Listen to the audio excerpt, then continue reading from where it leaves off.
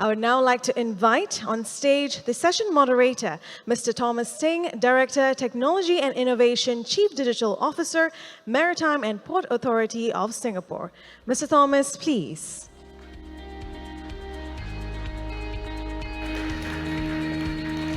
Joining Mr. Thomas on the panel are Mr. Kenneth Jules, Managing Director, Zero North Bunker.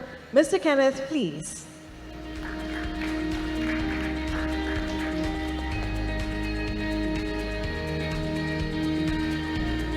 Followed by Mr. Richard Ho, Deputy General Manager, Fuel Department, Ocean Network Express. Mr. Richard, please.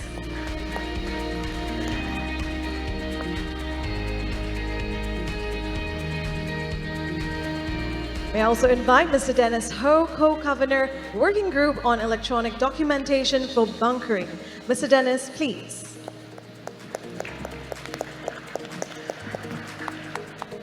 And Mr. Apostolos Boutos, Marine Fuels Committee Chairman, Singapore Shipping Association. Mr. Apostolos, please.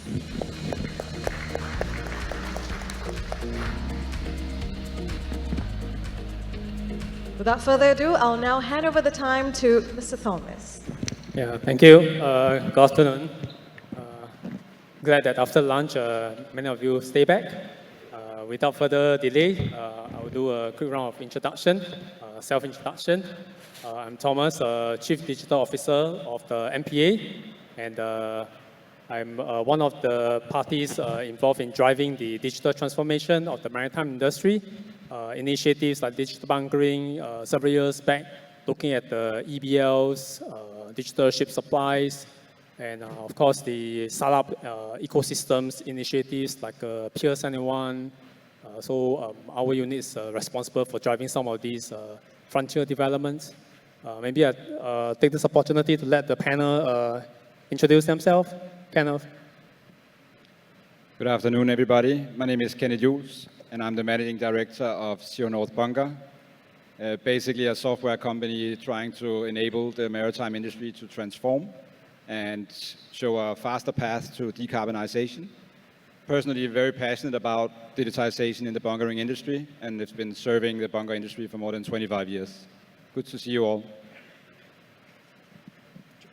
Good afternoon, everyone. I'm Richard, Deputy GM of the Fuel Department in Ocean Network Express. The Ocean Network Express is basically a container liner. We operate about more than 200 vessels, providing across different service routes, serving all the movement of the container across the globe. And I'm happy to see everybody here today at the Singapore Maritime Week. Thank you so much. Hi, good afternoon, everyone. Good to see everybody back here after a very nice lunch. My name is Dennis Ho, and in my day job, I'm the Managing Director of Elb Oil Singapore Private Limited. Elb Oil is a German company based in Hamburg, and we are in bunkers, bunker trading. So, and in my part-time job now, I am been asked to co-chair this digitalization of the bunkering documents. So hope you have a productive session today.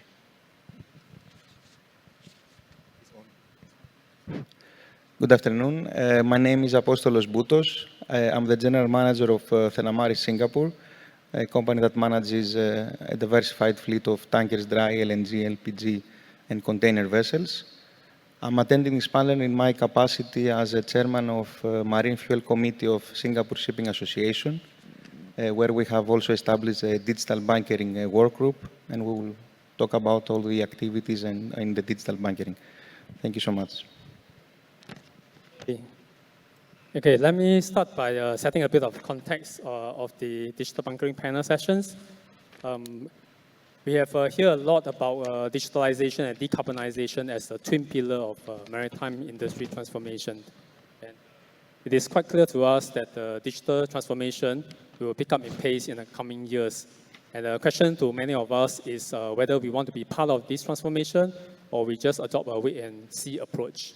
And I like to also pick up from earlier panel, Mr. Chua's quote that if we see the future as a digital maritime supply chain, how does it look like? We cannot transform the entire supply chain in one day, but we can transform parts and parts of it by incremental steps. And that's exactly what we are doing in the previous years, looking at the bills of lading, looking at the bunkering, ship supplies. Every aspect of the maritime supply chain can be digitalized, coupled with cybersecurity measures. And I would say that this digital bunkering initiatives has been in the making since 2020, when we had the conceptualizations of the concepts, talking to the stakeholders, understanding the pain points of the sellers, bunker suppliers, the traders, the buyers, the surveyors. Lots of manual and physical work has been done on the ship, filling up about 10 over forms and signing multiple rounds of signing by different people, many personnel crossing over the vessels. The pain point is real, and the benefits to digitalize is pretty clear to us. And with that, we have actually launched a call for proposal because we think the industry should be able to innovate faster than the regulator. So we call for proposals. Many proposals came in. We awarded 5 software development proposals and 2 hardware development proposals relating to the mass flow meter and the data logger. And to date, some of this development has already been well completed. Hundreds of trials has been done out in the sea. I've been to the vessels, like many of you on the panel and some of you in the floor, up and down the vessels so many times compared to my whole lifetime within the last 1 year, right? And this transformation, I would say we have to start with the solutions availability, which I think to date, MPA has already announced 4 whitelisted solutions, which is already listed on the MPA website. And there are a few more upcoming players who are also interested to provide services in this space.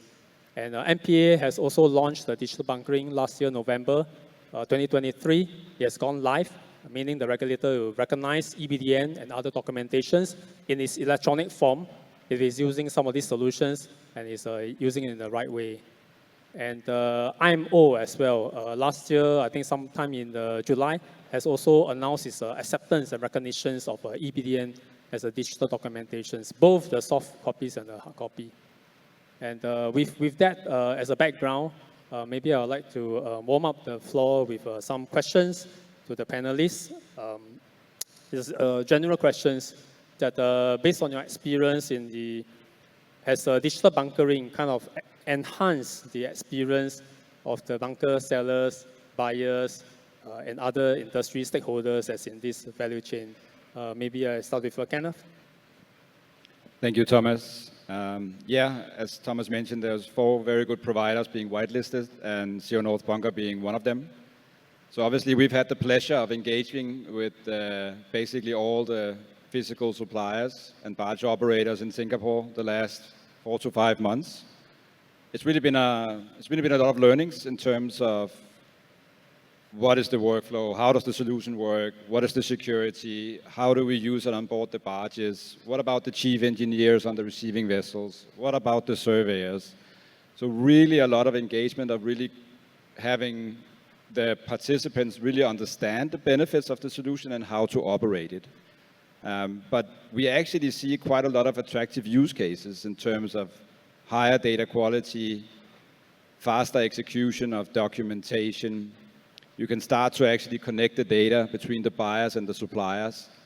So there's so many benefits of this, and I really see that the EBDN solution as a real accelerant to really accelerating adoption of other digital solutions and more use cases out there. So I'm really happy that MPA is really pushing this, really incentivizing financially also with grants, and I really also hope that we can make it mandatory because there's so many benefits for all parties out there. So maybe that's a few reflections from me. Maybe allow me to share a little bit on the past experience. I came from the background of the logistics and supply chain, looking at transportation, delivery of consumer electronic goods. And to be honest, delivery of consumer goods, right, is the simplest is a paper. You deliver to the I would say the consignee, they sign it and that's it. And when I joined the bunker and in the maritime, then I realized the bunker supply is actually one of the most complex bunker, I would say, delivery process. It is complex because it involves huge amount of money. That's point number one. And it is guided by a lot of regulatory requirements. So, in short, the easiest way, of course, is go through the paper form. But along the way, we built a lot of different safeguards. Surveyors, multiply copies of the paper, check, counter-check, auditors, and even document to be sent to MP on a regular basis. So all these peripheral jobs and duties created a lot of inefficiency in the whole work of the supply. So the supply doesn't stop upon delivery. It actually continues until the end of the audit process internal within the company. I must applaud that MP effort in trying to carry out our digital transformation on the industrial-wide scale. It is not easy. I've done that for a company. It took me 3 years to transform, let's say, for example, 3,000 invoices into one. However, that actually took me 3 years. So to carry out industry-wide transformation in this scale, to go from removing and I would say enhancing the security, especially at this time, we're looking at a lot of this concern on the cybersecurity, right? Whether there's a single source of truth, and whether per drop of the bunker that was being supplied to the vessel is correct and accurate to the dot, because it involves a lot of, I would say, huge financial impact. So in short, when we started and we had this digital, I would say, EBDN, we have been very fortunate to be part of the trials last year, September, on this EBDN. We are quite, I would say, careful in about rolling out and trying out this EBDN. There is a lot of work being carried out to prepare, to make sure that we covered all different eventuality, concerns, exceptions. We took a lot of efforts and we have a lot of emphasis on this. Even our CEO was on the vessel, looking at this EBDN process. By itself, right, it actually works seamlessly. I use the word seamlessly because there is no issue. We have the service provider there, we have the barge operator there, we have our own vessel crew, right, and we also have surveyors as well, and ourselves, the bunker suppliers.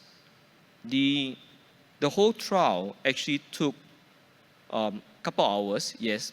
It took slightly longer than expected, but the process was quite seamless. So from the user perspective, it actually created a sense of trust and a certain level of awareness that this can be done just on a tablet or on the electronic platform, on the PC. In itself actually created, I would say, an ease to reduce the amount of manpower. Why do I say that? Because the vessels is also guided by a lot of other activities in Singapore when they call Singapore waters. So if this process can be simplified and reduce the so-called the resources on this, it really, really helps. So on that trial, we are very, very confident that with this electronic BDN, it actually can push forward. And I'll stop here for a while for any question. I'll take a pause for any question if there is. In South Asia, it's possible that this one, once it's been rolled out, the digital transformation means it's going to be a huge impact on how we do things on the on the bunkering side. Thank you. Hi. I think in looking back in 2020, when I was asked to, if I want to co-chair this working group, it was, I took on with a bit of a concern, uncertainty on where this is going. And really in the beginning, there were some pushback in why are we doing this? I thought there's already initiative out there and everything, right? But thanks to Mr. Sia, we formed a committee, right? And in the beginning, we did meet with a lot of obstacle, pushback, different ideas, and after 3 years, it's happy to say that now you have a document out there right now that is up for public consultation. And I would also like to emphasize that the standard is not just about EBDN. EBDN helps a lot in pushing this standard because it's going to be mandatory for suppliers. But behind, along with the EBDN, there are 15 other documents: your COQs, your invoices, your meter reading record form. Everything is in there. So please take a look at the standard draft is out there, and then and comment on it. During this process, the committee, we have also went on board to satisfy ourselves, to look at a physical operation, to understand, how this EBDN process work, and really through it. And one of the comments that we came back and we brought to the solution provider is a connectivity issue, right? I mean, and the solution providers took note of that, and today, connection should not be an issue anymore. And as Richard mentioned, I think it is further rights on MFM, the productivity and the time saving that MFM bring about. And I think EBDN will further improve productivity. It should cut down further supply time, right? And I think it's just about now getting the community embrace this change. So it's we look forward, and this is just a start, right? This is where we are going. There will be a lot more changes. As we move on, definitely, this is just the version 1 of the draft. As we understand, the needs and the of the industry, definitely this working group is not going to stand now. It's just going to be on hold for a while, and we will continue to do regular reviews of the standard and make changes, when it comes. Thank you. From my side, I don't want to repeat the obvious benefits of the digital banking. What I think is worth noting is that digital banking as an initiative for Singapore, which is the biggest banking port, it's not a small task to take on. And I think the approach of the digital banking initiative from Singapore maritime ecosystem is another example of how the collaboration between the industry, the companies, the regulator, and the government works in Singapore. So today we are at a phase that there is a lot of work done, but what has effectively happened since the beginning was when MPA launched and decided to go through this initiative, there was a lot of consultations with industry, and SSA was a key part of these discussions to highlight, first of all, where there are any challenges ahead of us, what could be improved. And in all fairness, a lot of things have been done. The banker suppliers and the banker badge operators have done a lot of work to take on the digital banking initiatives, but where much more things need to be done is on the receiving vessels, on the ship owners, on the buyers, which for the time being, a lot of them on the trials, they are still lagging. What is important for us to emphasize that all the solution providers that MPAs has whitelisted offer a user interface which is extremely easy to use. So I strongly encourage all the people attending in this today in the workshop to reach out to all the bankers, the solution providers, and test the interface. It's extremely easy. And this is one of the requirements that MPA had sought out. But still, the adoption was initially an issue. When we're asking a crew member to take, which has been working on paper documents and signing, to go to a digital workflow, instinctively, there is a fear of change. But however, there are a lot of safeguards here to make things extremely easy. Another challenge at the initial stage that we all need to be mindful of was who decides which would be the technical provider. So there were some commercial concerns in the beginning between, let's say, a bunker badge operator, owner, and the bunker suppliers that are chartering the bunker badge for some time. These progressively issues are being addressed. Maybe we can talk later about some other challenges like network connectivity or data security. From our side, as a Singapore Shipping Association, we formed almost immediately a digital bunkering work group with a lot of our members, which was led by Colin Ng who is here with us from Equatorial.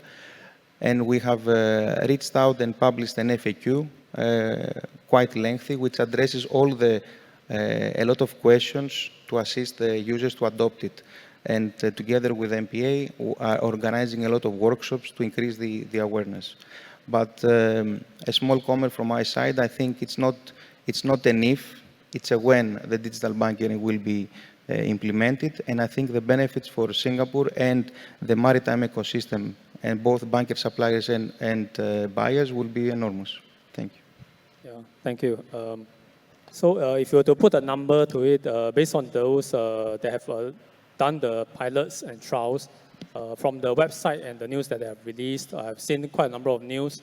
Some of them shared that they have saved about 2 to 3 hours per bunkering transactions for both the crew that's on the vessels and as well as the personnel that is at the back office that's doing all these transaction entry, scanning of documents, and of course doing submissions to the regulators. So 2-3 hours at least. That's what I see in the news when they take the measurements. And I think the panel has been sharing about the benefits of the digital bunkering and how it has helped the industries to enhance efficiency, experience, and in terms of transparency. Maybe I take the opportunity to also ask, since Apollos also talk about challenges, there are, of course, a lot of implementation challenges in the initial months. So maybe I'd like to ask Apollos and also Richard as a ship owner to share your perspective of the challenges. Okay, thank you for that. Coming back to the previous comment, I think the number one challenge that we faced and still facing is user adoption. Most of the ship owners, for the time being, the ones that are participating in the trials are very few, and there is a lot of, I think, a lot of resistance. Until the moment that it is mandated, some of the ship owners automatically, without looking a lot at what the workflows intake, automatically may think that it's a process that is extremely difficult. That's where we need to convey the message that digital bunkering and all the systems provided offer a very seamless and very easy workflow to use. That saves a lot of time and hours for the crew. A second comment is related with the cost. Who pays the cost for this? As far as the buyers and the ship owners are concerned, there is no cost for these solutions. The cost is related with the bunker suppliers, which either they would be taking on the cost or the bunker badge operators. This is a point of discussion, commercial discussion. But and I think here in terms of Singapore approach, the whitelisting of different suppliers, we have seen the last 1 year as more suppliers are being whitelisted. Naturally, the economics and the competition has driven the prices to be quite competitive and relatively lowering the cost of adoption. Another point has to do with the network connectivity issues. which have been highlighted to, of course, to MPA, and they are aware and they're working on it. There are some areas that in the anchorages that maybe the mobile network is not so strong, or when a bunker barge is next to a vessel which is quite, the size is quite bigger, there could be some gaps. These are challenges which are currently being addressed. Data security and ownership was a concern for some of the participating members. Who owns the data? Is it the companies, the bunker supplier? Is it the owner? Is it within the companies, the technical providers themselves? These issues are also being discussed and addressed, and there are assurances on this, on this respect. And I think finally, logical questions arise. For instance, you are a ship owner. Today you are bunkering from bunker supplier A, who uses technical solution B. And another vessel comes in 1 week in Singapore to take bunkers from a supplier, bunker supplier B, which uses a different solution provider for digital bunkering. How does the crew, do you have to train the crew on that? The solution that is being discussed is to make sure that the workflows between the various different providers to be relatively similar to the extent that this is possible, but in any case for the workflows and the forms to be, I think, standardized. I think this is the main issues from my side. Yeah, since you mentioned about data confidentiality and cybersecurity, I think this is also an important topic. Maybe I can ask Dennis, as a bunker trader, bunker informations are commercially sensitive. And what is your views in terms of information security when you, yourself and some of your stakeholders implement some of these digital systems, and data potentially could be outside your premises as well? Thanks. I think it is quite a natural concern. I mean, almost every day we hear of scams that are out there, and I think ourselves, you know, we always get all these emails that's impersonating somebody, your supplier, and have an invoice with a different bank account and everything. I think we all have that. I have to say that security has always been around us, right? With or without a standard, any individual organization will want to have some form of security implemented in the in our own organization. And in fact, which is why we feel that with standardizing the data in the bunkering data that will be transmitted will create even more efficiency in terms of security, because then the security companies will know where to put their attention on. So it is, to us, a first step towards improving data security in the industry. So, for example, also in one of the requirement for the standard is about registering and verifying a digital bunkering document. So that is by itself also a layer of security. So as Richard mentioned, trust is important. So that will hopefully add a further layer of trust when a supplier sends me their document, BDN, and their invoice. So we will be confident that the human readable document, that, you know, typically there's a QR code. On top of it, you're able to verify that that is where the document originates from, right? And similarly, the embedded data that is behind the document, you know, those are from where it's supposed to come from, and it's not from another party. So the standard that the working group that we have in place right now, it's for the purpose of digitalizing existing bunkering document. Hopefully one day there will be a standard for having creating a standard for securing data security, because as of now, even let's say for verification, there are different providers that are out there to to authenticate the document. Right? So, but it is still in a way, a human or will need to scan the QR code or somehow verify that the document is there. And it's still, I don't, maybe Kenneth can add on, but I am not sure if there is a unified way of verifying a document. Yeah, I think it would be great if Kenneth can add on, because I'm also hearing from industry players that no matter what the mechanisms we put in play, there will always be another countermeasures. I mean, we put in place a QR code for verifications of the documents, but then the companies, some of them also concerned that the QR code can be forged, can be, point you to the wrong websites and things like that. Maybe kind of any views on the cybersecurity aspects? So my view is that shipping is a critical infrastructure. So security is always top of mind, both for shipping companies, the buy side, the supply side, and the software side. So I think we will always find the solutions to make sure that all data is hosted securely and safely and is certified independently. And that is also part of the requirements from MPA to make sure that this is actually a safe solution to be applied. But I often think that we talk about all these things about change and how do we get people along the journey, and well, change is constant here, and I think shipping really needs to also look a bit out to the future and saying, hey, imagine if we have full digital delivery of 225 million tons of fuel annually. It's a commodity of $200 billion that is documented on paper. Just let that sink in a little bit and saying, is that not prone for disruption and improvement? Of course it is. And I'm so happy that MPA is really leading the way. But this is just the first step.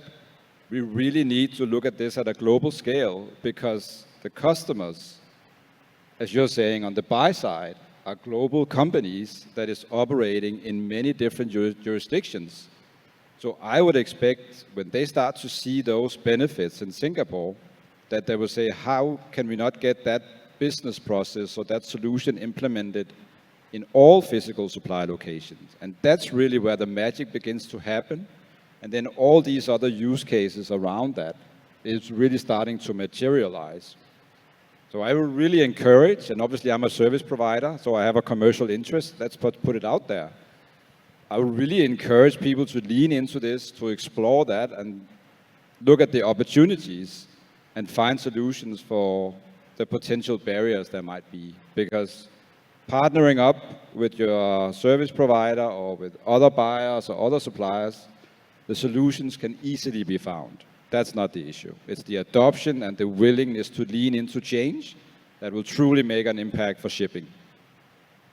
Yeah, I agree. The change management part is probably one of the toughest part. If you look at the technology behind digital bunkering, not super fantastic. Of course, in future, we can add in all those data analytics into the meter profiles and AI to detect some of these things. But today, the implementation is not super complex.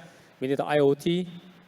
We, of course, need a good software platform that is efficient, whether on thick or thin client, because the connectivities in the ship today is still not super good. I mean, if you are subscribing to some of these satellite communications, as you know, the lowest cost package, the throughput is very low.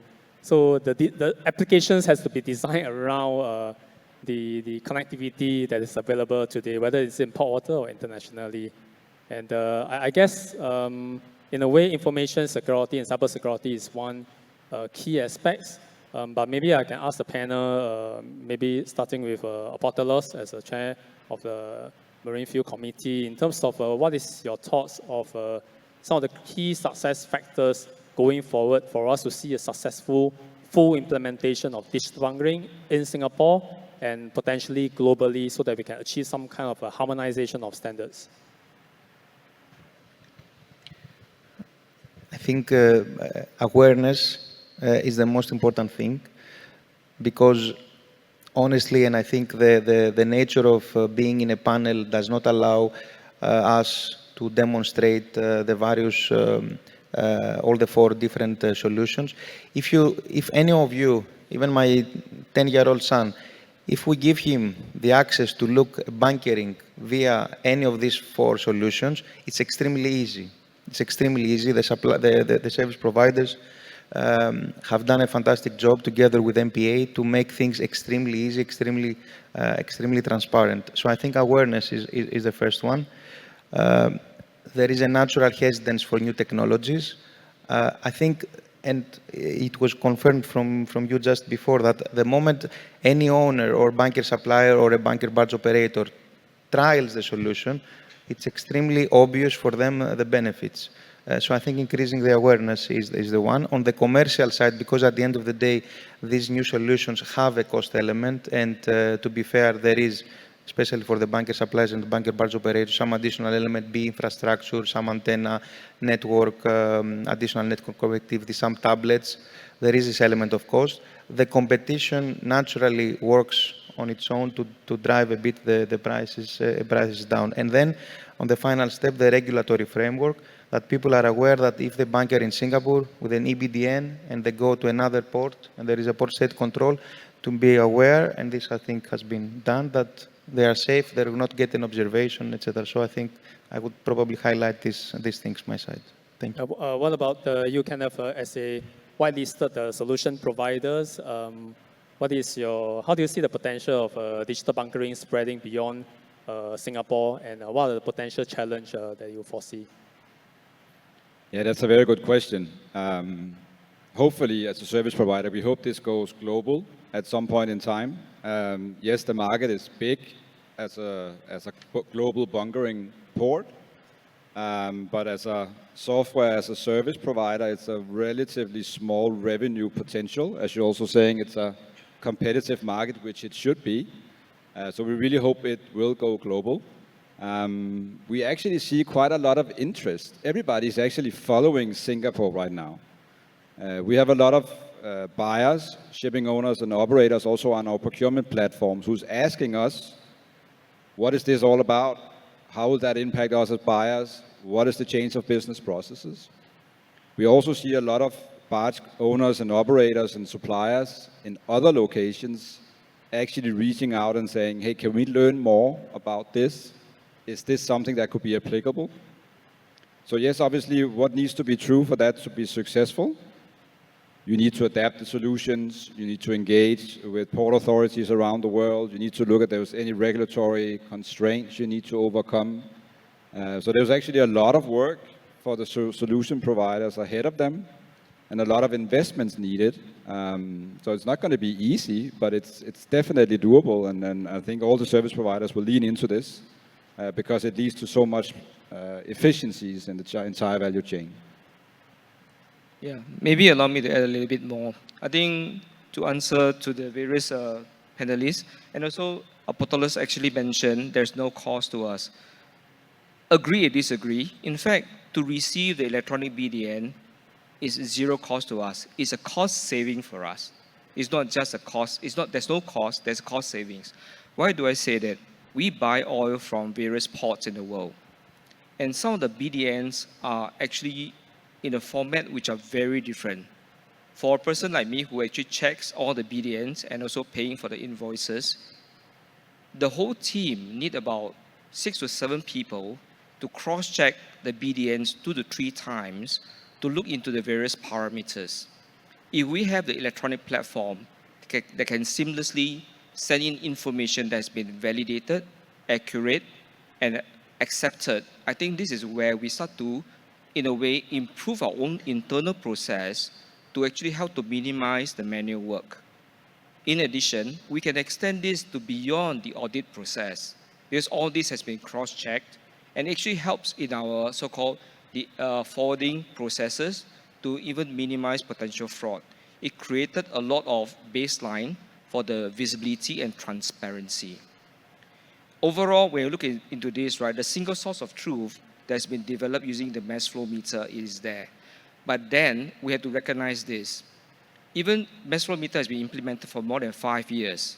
I still get questions about the validity of it. So even with this electronic BDN, even though if it's mandated this year, right, we will expect a lot of questions, right? And therefore, it is important for the ship owner side to not just have awareness, but to recognize the benefits and also the willingness to accept this kind of changes and the digital transformation to move this forward. I think overall it will help the ship owner as well. Since you talk about fraud and all that, I thought digital bunkering, the two objectives, we have talked about the efficiencies benefit. The other part of the benefits is actually in terms of visibility to transactions, to the operations on the ground, and in terms of transparency of the bunkering in Singapore, that is a very important objectives. And maybe I moved it to financing side of the house in terms of, as you have here, since the Hin Leong and a couple of other fraud and all these incidents, the financing situations for some of the SMEs, bunker suppliers, has not been as good. And I'm just wondering from the panel whether you have any views in terms of how, by digitalizing and making it more visible, does it really help the bunker suppliers and some of these companies to get their better financing from the financial institutions? Any one of you have any thoughts? In the working group, we have banks that are members of part of the working group, UOB and DBS, right? So we have been engaging, and we have been engaging ABS, the Banking Association, to keep them updated on what the standard is about. And I think it is actually, the way we look at it, at the end of the day, it benefits the banks a lot. It gives the banks a lot more confidence in the industry. What Thomas mentioned, those incidents, and I think through the years, there has been quite a few, right? And that kind of did cause a dent in the trust of in the industry.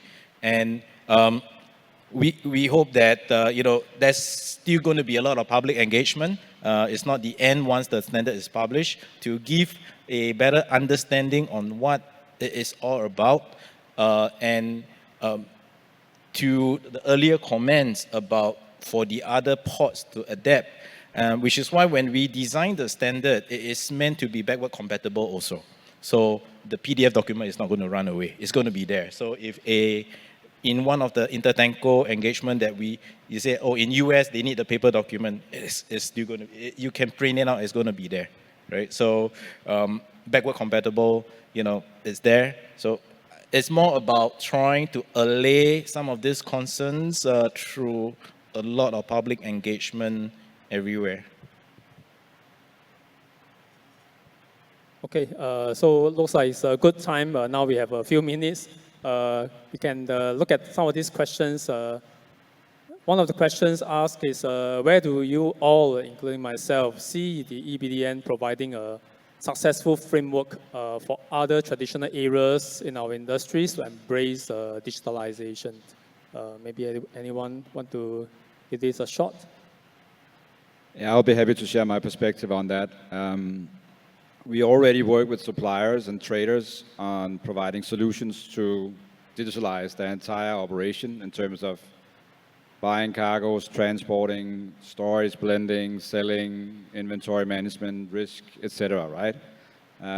But we do see a lot of resistance of actually engaging with third-party solution providers due to risk of sharing commercial sensitive data, transparency, etc. So a lot of companies are developing solutions in-house, which can make sense if you are a certain size, but it's quite costly, and technology is evolving, security is evolving also. So I really see that the EBDN, as I mentioned earlier, is really an accelerant for a lot of supplier and the entire ecosystem to see the value of partnering up with companies who have critical mass and capabilities enough to co-develop through partnerships the solution the industry needs. So that's why I'm personally very, very excited about this EBDN, even though it's a small piece of the puzzle, and it's basically just digitalizing forms and data. It really truly holds potential to change a mindset in our industry, not only in Singapore, but also globally. And that's obviously why I'm also up here, really supporting MPA on this, and really hoping that you all lean into this and start to have these discussions among yourselves. Okay, have another question asking about what are some of the regulatory implications and standards that need to be considered when implementing digital bunkering solutions. I don't know, maybe this question is more targeted at the MPA, although I'm not a panelist, but can share some thoughts on that. I think one thing that we have to think about quite carefully is when the human are there doing all these signatory and doing all these submissions online on the portals and all that. You kind of know who to hold accountable for. The accountabilities and all that. When you automate some of these flows and all that, you will think about quite carefully who is accountable for which part of the transactions, including the automated submissions to the regulators. Who is accountable? How do you build that into your entire either contracts or in the TNCs or in the applications? So these are some of the regulatory implications. But I would say that overall, based on the number of transactions that's happening out there, I was being told, I saw some news about 50,000 of bunkering operations in Singapore. If you look at the number of back office, the bunker suppliers have to key into the systems, not only for MPA, but also for stakeholders, always scanning, right? I think the benefits will far outweigh what are some of these hurdles, I would say. I think standards development, just now Dennis has already talked about it. He is co-chairing the new standards on specification for bunkering supply chain documentation that is currently undergoing public consultation, I understand. So that is one important document that sets the documents and data standards that ensures interoperability and lower of cost when you're switching across different vendors. When the vessels are calling at different port, we are also very happy to share some of these standards eventually with the other overseas ports as well. And the other standards that's under review is, of course, the SS648, which sets out the standards for the metering system. Is also undergoing review because the document talk about a lot about the manual processes, about the paper processes, about the vessel stamped on the paper, and some of these wording has to be changed over time so when you do digitalizations. I think maybe with a little bit of time, we can take on one more question. Bills or leading. Okay, maybe we will take the safety questions. Do the digital bunkering platform improve process safety and reduce spill risk? Anyone who want to talk about that?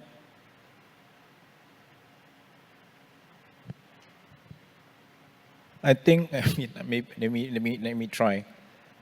From the visit to the barge to see, I think definitely there is a safety in the sense, not so much of spill, but safety in the sense that, the crew, they don't need to cross barge, right? I mean, it's, at most you just send the iPad across or whatever. You don't need to physically climb over to have the chief engineer sign the documents. I think that by itself is, a safety.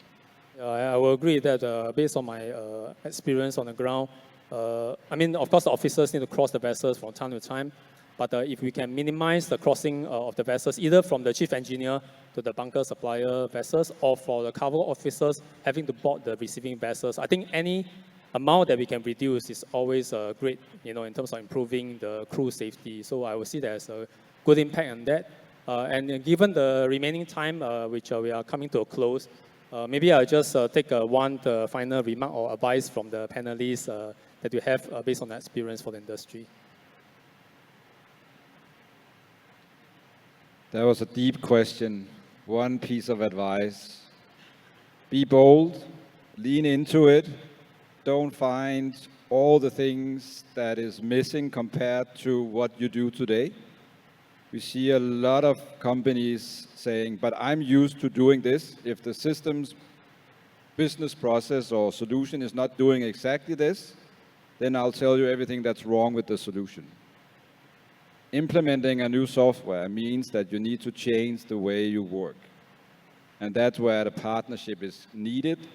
And that's where the service providers you work with, you need to trust them that they actually understand your business. So lean into it, be bold. the digital transformation on the electronic BDN actually fall very well in place with Ocean Network Express in the digitalization initiative and strategy. So for us, it actually helped us in driving the transformation within the company as well. So we welcome it with open arms. First of all, I'd like to really thank MPA for putting this push to digitalize the bunkering industry.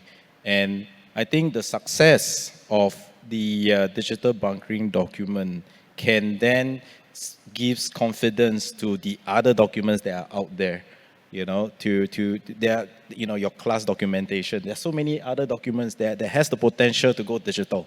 So I would say in closing, embrace the change. It's coming. You can't hide from it anyway.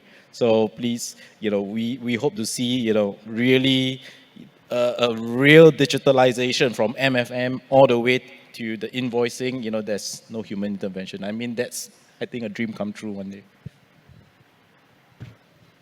I think adoption is key. It's a matter of time that I think in a matter of months, I hope we will be proud to say that Singapore is the first port globally to have fully implemented digital bunkering. I strongly encourage all of you, I do not know if you're going to share the QR codes. MPA has an FAQ which covers the digital bunkering. Singapore Shipping Association, we have prepared a very thorough FAQ, very easy to read in a form of question and answer that can give you very quickly an overview of all the elements. So we strongly encourage you to read both and share it with your colleagues in the various departments. Thank you very much. Yeah, and yes, I will encourage you to go to the MPA and the SSA website to look at some of these informations and the FAQ to get more insights on this topic. And with that, I'll call the panel to a close. Please join me to give a round of applause to the panelists. Thank you. Thank you, Mr. Thomas, and distinguished panelists. Please stay on stage for a group photo.